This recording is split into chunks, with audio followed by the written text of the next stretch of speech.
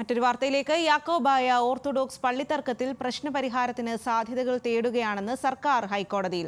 സർക്കാരിന് ഒരവസരം കൂടി നൽകാമെന്ന് കോടതി. അതിനുശേഷവും സുപ്രീം കോടതി ഉത്തരവ് നടപ്പാക്കുന്നില്ലെങ്കിൽ കോടതി അലക്ഷ്യ നടപടിയെടുക്കുമെന്നും മുന്നറിയിപ്പ്. സർക്കാരും പോലീസും ഒത്തുകളിക്കുകയാണെന്ന് ഓർത്തഡോക്സ് സഭ കോടതിയിൽ പറഞ്ഞു.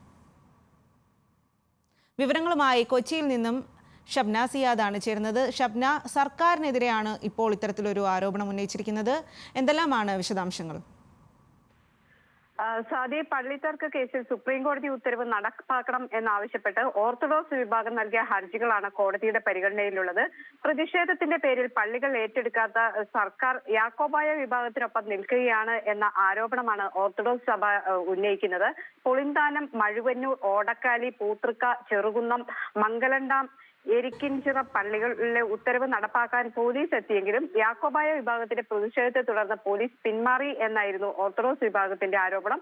ഈ ഹർജി നേരത്തെ തന്നെ കോടതി പരിഗണിക്കുമ്പോൾ സുപ്രീം കോടതിയുടെ ഉത്തരവ് ഉള്ളതാണ് ഈ പള്ളികൾ ഏറ്റെടുക്കണം എന്നുള്ളത്.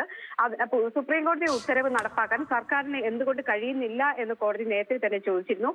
ഇന്നിപ്പോൾ കോടതി പറഞ്ഞത് ഒരു അവസരം കൂടി സർക്കാരിന് നൽകുകയാണ്. പ്രശ്നപരിഹാര സാധ്യതകൾ തേടുകയാണ് എന്നാണ് സർക്കാർ മറുപടി പറഞ്ഞത്. അപ്പോഴാണ് കോടതി ഒരവസരം കൂടി നൽകാം എന്ന് വ്യക്തമാക്കിയത്.